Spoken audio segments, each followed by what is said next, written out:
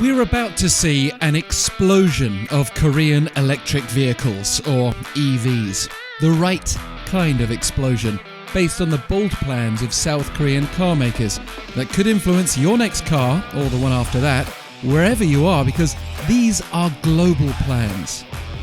So, what's changing here in Korea that means that stores like this at the intersection just behind me are going to be filled with EVs?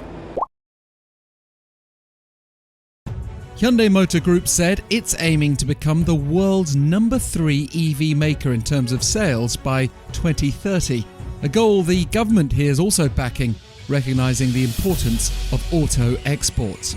That means more EVs not only wearing the Hyundai badge, but we're also talking about a group that oversees Kia and Genesis. Together, they plan to release 31 EV models by 2030, building on the success of cars like the Hyundai Ioniq 5, which saw exports rise 65.1% in 2022, and the Kia EV6, which enjoyed a threefold jump in outbound shipments last year. And Hyundai Motor Group's prepared to spend in order to fuel further growth, saying it will invest 24 trillion won, or over $18 billion, in its domestic EV production facilities and other EV projects by 2030. That's a 3 trillion won jump from the figure announced by the company less than a year ago. And already we've had some big announcements and unveilings concerning EVs that might be on your radar. Following on from the success of the Ioniq 5 and 6, Hyundai is set to release the Ioniq 7 next year.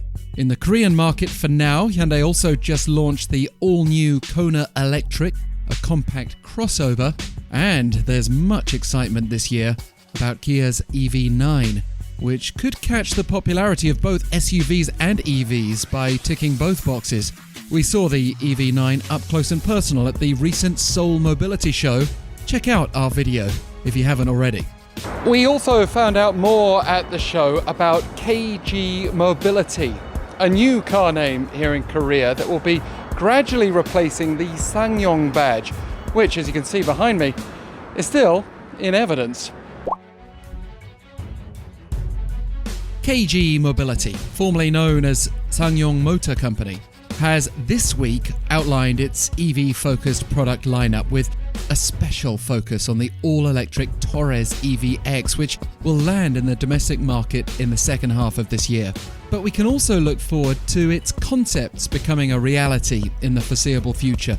The electric pickup truck O100, the Rexton SUV-based F100 flagship SUV, and the subcompact SUV KR10.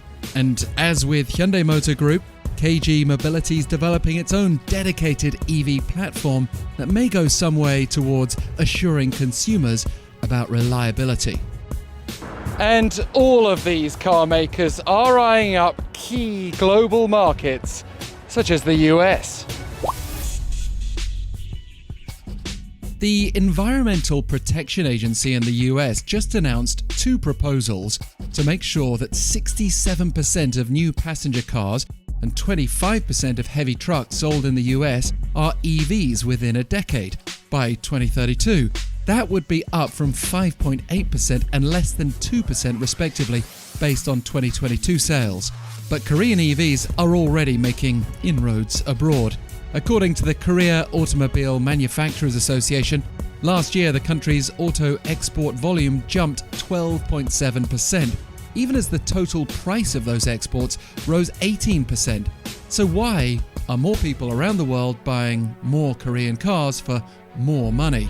Apparently, the answer is at least partly because of the rising popularity of eco-friendly cars like EVs.